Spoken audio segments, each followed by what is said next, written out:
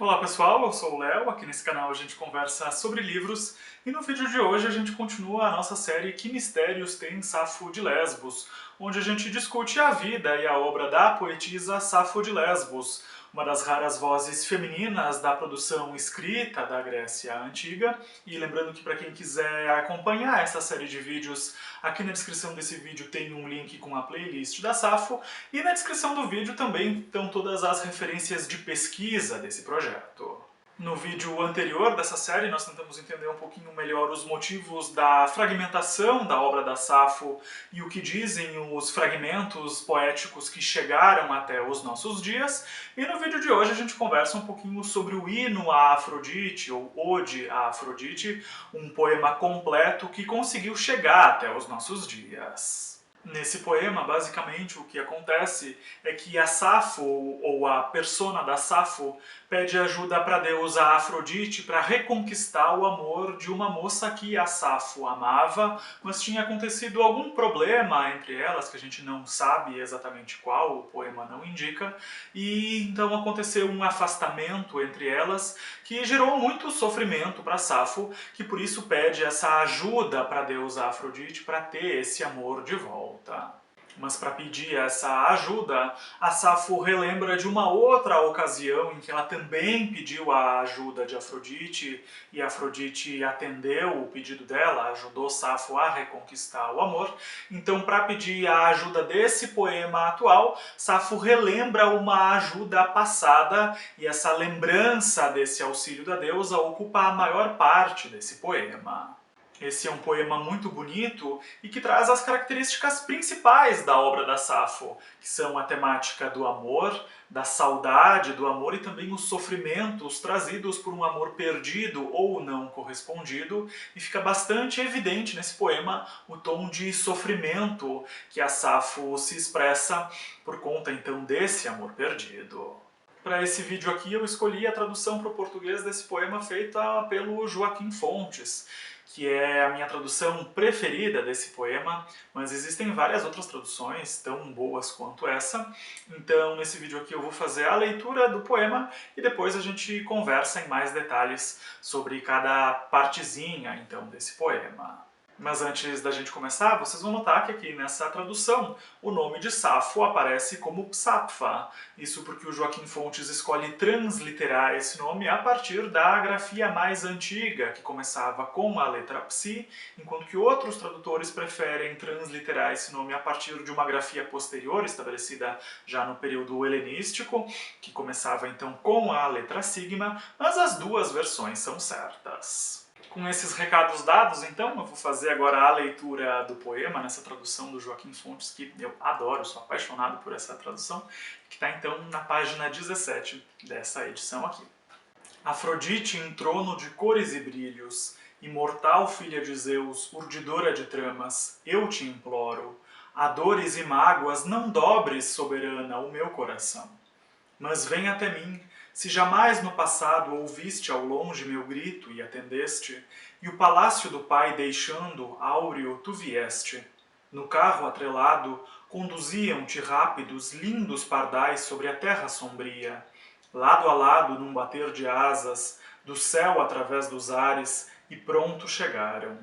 E tu, bem-aventurada, com um sorriso no teu rosto imortal, perguntaste por que de novo eu sofria, e por que de novo eu suplicava, e o que para mim eu mais quero no coração delirante. Quem de novo a persuasiva deve convencer para o teu amor? Quem, ó Psapfa, te contraria? Pois ela, que foge, em breve te seguirá. Ela que os recusa, presentes vai fazer. Ela que não te ama, vai te amar em breve, ainda que não querendo. Vem outra vez agora, livra-me dessa angústia e alcança para mim tu mesma o que o coração mais deseja, ser meu ajudante em combates. Como a gente percebe, então, nesse poema, que eu particularmente acho muito bonito, a Safo trabalha aqui de uma maneira muito forte a questão da dor, do sofrimento por conta de um amor perdido, e por isso ela implora pela ajuda da deusa Afrodite para ter esse amor de volta.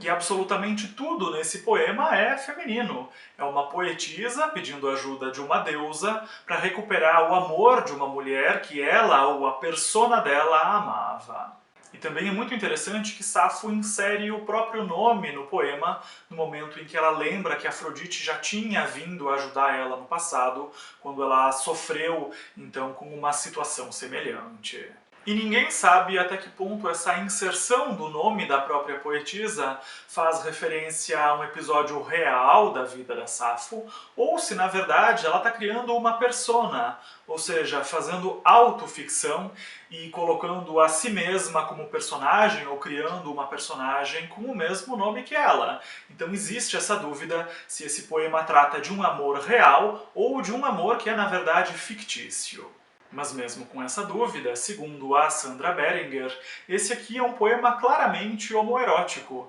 embora não se saiba exatamente se ele fale de um amor real ou de um amor imaginado, de um amor fictício, ele representa sim o amor entre mulheres e nos ajuda a compreender melhor a sexualidade na antiguidade e também as representações dessa sexualidade, e inclusive a obra da Safo é considerada a primeira na cultura grega antiga a representar a homossexualidade feminina até onde os registros sobreviveram. A Sandra Beringer também pontua que em outros fragmentos da Safo esse homoerotismo é mais incerto por conta da fragmentação desses poemas, como a gente viu nos vídeos anteriores. Praticamente nada da obra da Safo sobreviveu até os nossos dias e a gente tem poemas muito fragmentados, gerando muitas incertezas. Mas nesse poema aqui, que está completo, segundo a Sandra, ele é claramente homoerótico e essa confirmação vem entre os versos 21 e 24,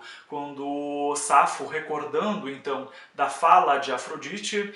insere então o próprio nome, ou um nome feminino, seja esse nome dela ou da persona dela, e a gente descobre através da boca de Afrodite que essa Safo amava uma mulher e queria recuperar esse amor, e como Afrodite é a deusa do amor, da sensualidade, do erotismo e da sedução, não restam dúvidas sobre esse amor entre mulheres retratado aqui no poema. Outra característica muito interessante desse poema, segundo Joaquim Fontes, é o que ele chama de temporalidade absoluta, porque a Safo recorda memórias do passado que trazem muita angústia para ela no presente, ao mesmo tempo que ela também sente muita angústia para realizar os próprios desejos no futuro.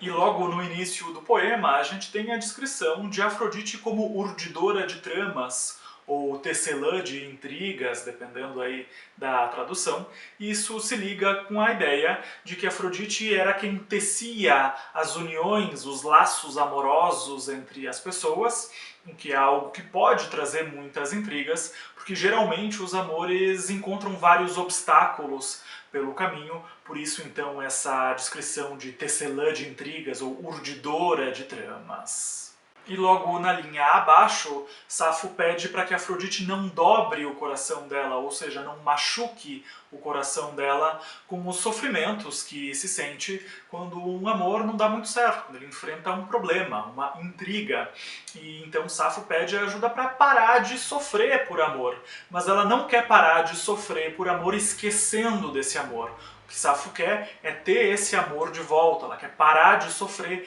reconquistando o amor da amada. E logo depois, Safo, ou a persona da Safo, começa a lembrar de uma situação no passado em que ela também tinha sofrido por amor, da mesma maneira que ela estava sofrendo agora nesse momento, e nessa ocasião anterior, ela tinha pedido a ajuda da deusa Afrodite, que veio até ela e aceitou ajudar ela com a questão do amor, e essa lembrança dessa ajuda de Afrodite ocupa a maior parte desse poema. E é importante de destacar que Safo não lembra dessa ocasião em que Afrodite ajudou ela simplesmente para si, ela não está só divagando sobre o passado, ela está querendo refrescar a memória da deusa para que a deusa ajude ela mais uma vez nesse problema que ela estava sofrendo então com esse amor não correspondido. Safo então lembra que lá no passado,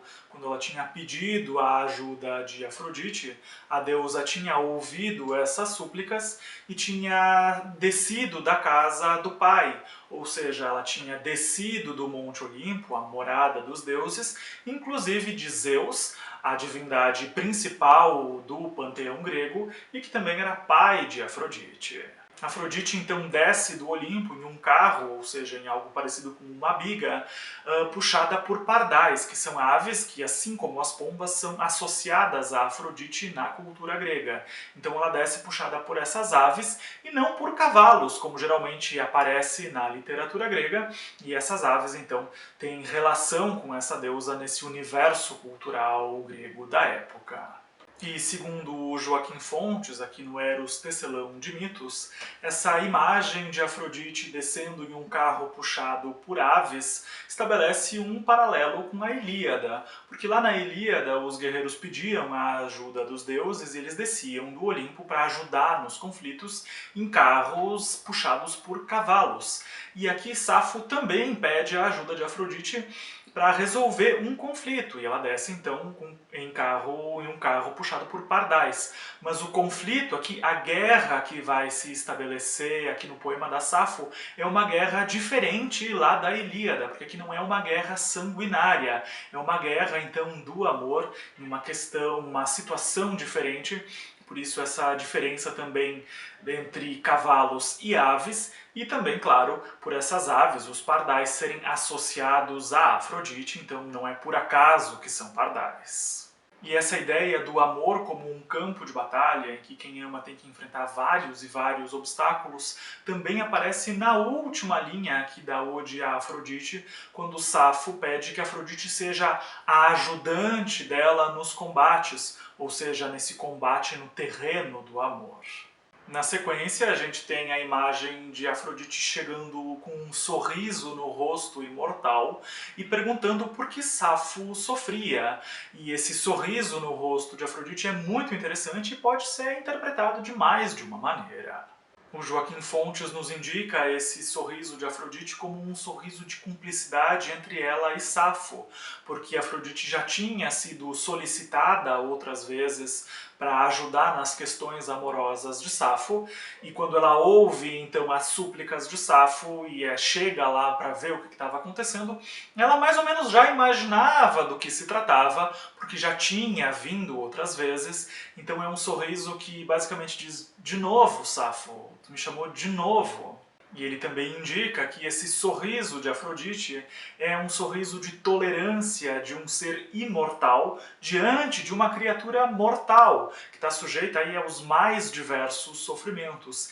E por mais que as divindades gregas também tenham paixões e sofrimentos bastante humanos, os seres humanos sofrem infinitamente mais que os deuses, e esse sofrimento maior dos seres humanos é bastante evidenciado em várias obras gregas. E nesse momento em que Safo relembra da chegada de Afrodite sorrindo, a gente tem uma teofania, ou seja, a fala de uma divindade inserida nesse poema, e se a gente colocasse esse trecho entre aspas, seria bem mais fácil de visualizar onde começa e onde termina essa fala de Afrodite. Essa tradução do Joaquim Fontes, que a gente está usando aqui nesse vídeo, não traz esse trecho da fala de Afrodite entre aspas. Mas existem outras traduções que trazem, sim, essa fala entre aspas, o que eu acho uma ótima escolha,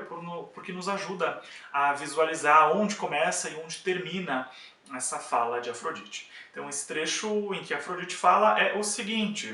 quem de novo a persuasiva, e persuasiva é a Afrodite, deve convencer para o teu amor. Quem, ó Psapfa, te contraria, pois ela que foge, em breve te seguirá. Ela que os recusa, presentes vai fazer. Ela que não te ama, vai te amar em breve, ainda que não querendo. E também é bem interessante de notar que é justamente nessa fala de Afrodite que a gente tem a confirmação do homoerotismo desse poema, como a gente viu antes com a Sandra Beringer, que pontua então a questão do amor entre mulheres nesse trecho do poema, já que a gente tem o nome de Safo, um nome feminino, a gente tem a deusa do amor, da sedução e da sensualidade, e Afrodite dizendo então que vai sim trazer de volta o amor de uma mulher para outra mulher, que é então a Safo. E nessa fala de Afrodite, que Safo relembra, Afrodite promete basicamente uma inversão da condição atual de Safo. Ou seja, se nesse momento Safo não era amada, a Afrodite inverteria essa situação e logo Safo seria amada. Ou em termos mais corriqueiros, se era Safo quem estava correndo atrás da amada, logo Afrodite faria essa situação ser o contrário, e a amada é quem correria atrás de Safo. E depois dessa lembrança da fala de Afrodite, a gente tem Safo novamente no presente e pedindo que Afrodite viesse mais uma vez, assim como tinha vindo no passado, para ajudar ela mais uma vez nas questões amorosas e principalmente livrar Safo dessa angústia que é amar e ter um obstáculo para a realização desse amor. E esse trecho final revela toda a angústia e a urgência do pedido de Safo, que estava sofrendo muito, e assume um tom imperativo quando ela diz vem novamente agora, porque ela quer agora a amada perto dela, porque estava sofrendo muito com a ausência dessa outra mulher, então de certa forma cobra uma certa urgência de Afrodite para ajudar ela nessa questão amorosa e principalmente para livrar Safo desse sentimento terrível de angústia que é amar alguém e ter obstáculos no caminho desse amor. E nesse trecho de urgência, é bastante perceptível que Safo sente ao mesmo tempo aflição e desejo, e essa ambivalência, esses dois sentimentos acontecendo simultaneamente, são bastante comuns na obra da Safo e lembram muito a ideia do doce amargo que ela desenvolve em outros fragmentos, da doçura e da amargura do amor que acontecem simultaneamente, eles acontecem ao mesmo tempo dentro de um mesmo sentimento, que é então esse doce amargo. Então o amor para Safo não é só uma coisa muito bonita, muito prazerosa, ou só uma coisa que faz sofrer. Muitas vezes ele é as duas coisas e ao mesmo tempo. E é exatamente essa ambivalência de sentimentos que a gente enfrenta quando se depara com um amor não correspondido ou com um amor com vários obstáculos, uma mistura terrível de uma agonia muito intensa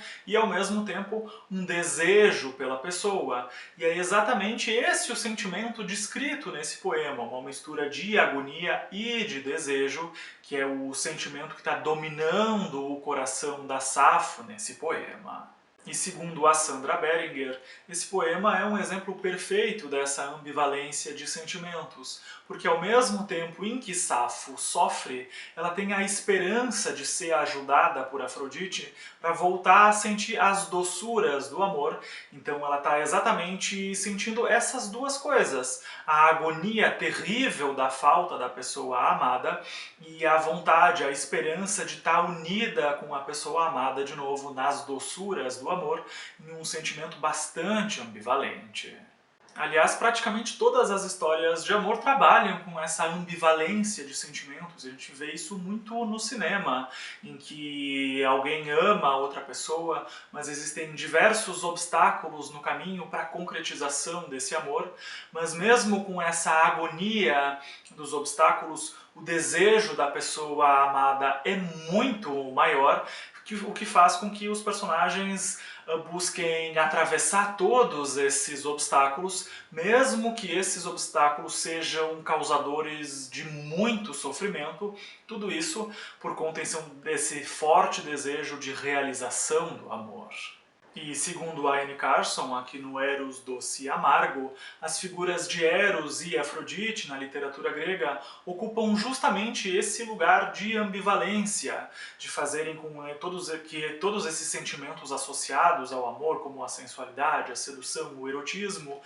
sejam ambivalentes, motivos de muitas alegrias, ao mesmo tempo em que também são motivo de muita tristeza, muito sofrimento, em alguns momentos todos esses sentimentos combinados acontecendo ao mesmo tempo. E assim, Eros e Afrodite são divindades ambivalentes. Elas são ao mesmo tempo amigas e inimigas de quem ama, e capazes de trazer muitas alegrias e também muitos sofrimentos, muitas desgraças às vezes. E é exatamente por isso que Safo insiste em manter esse contato, essa amizade, essa boa relação com Afrodite, para ter Afrodite do lado dela, porque ela sabe que os sofrimentos dela seriam muito ampliados caso Afrodite estivesse do lado contrário. Então ela tenta manter Afrodite como amiga e não como inimiga. No caso aqui do nosso poema que a gente está analisando, o hino a Afrodite, a gente percebe que Afrodite já tinha causado muitas alegrias para Safo, já tinha trazido muitas alegrias para ela no passado,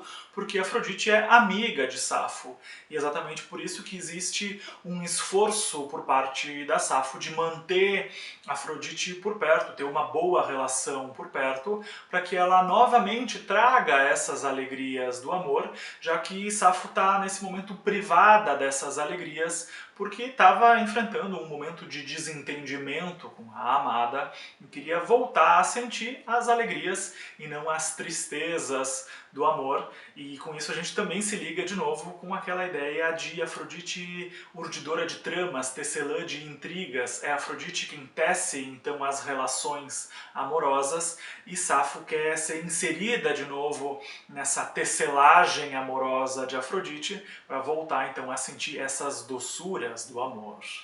Outro ponto muito importante que a Sandra Beringer destaca é a importância da memória e das lembranças na lírica da Safo. E essas questões aparecem aqui nesse poema, que é praticamente inteiro uma lembrança da ajuda de Afrodite e também uma lembrança dos momentos doces passados do lado da pessoa amada, momentos doces esses que a Safo quer recuperar. Então esse é inteiro um poema que trabalha a questão da lembrança, da memória das relações passadas. A Ode a Afrodite é um dos poemas mais conhecidos da Safo e que é lido e bastante admirado há mais de 2000 anos e que felizmente conseguiu chegar inteiro até os nossos dias através de uma citação do Dionísio de Helicarnasso, como a gente viu no vídeo anterior, que citou esse poema inteiro em um livro dele, descrevendo então esse poema como um exemplo de estilo de escrita refinado e elegante. Esse então foi o vídeo de hoje, onde a gente conversou um pouquinho sobre esse lindíssimo hino a Afrodite e gostaria muito de agradecer a companhia de vocês. No próximo vídeo a gente conversa sobre o fragmento 16, em que a Safo lança a pergunta de o que seria a coisa mais bela do mundo, e a resposta então é claro que a gente descobre no próximo vídeo. Espero todos vocês lá. Um abraço e até mais!